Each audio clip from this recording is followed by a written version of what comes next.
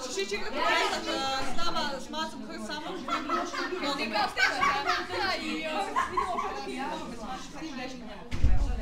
može? Hajde.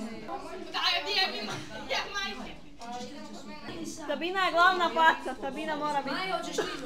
Di? Sutra se nađemo da... Da, slagano ti!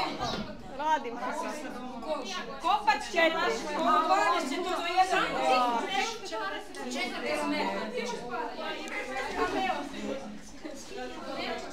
Evo ja.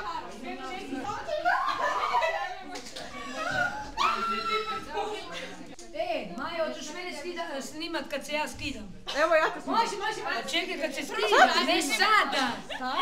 Pa ne, mora se skidit kad se skidam. Kaj sada? Kad se skidem? A ne, to je interesantno, gled pol sata oblači čarape. Evo, gotovo, suze, odmah. A gle ove.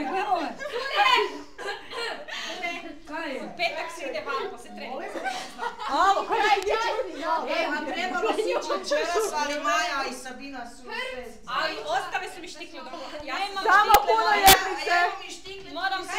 Puno ljepice kaže. Mlađe puno ljepice! Čujak je taman kupila, one od 18,5. Da, ja sam da rekla da si 18,5, ja kupim od 18,5 Maco štikle i ona kaže da ne ide. Ej, Maco, ideš ti s nama van u petak?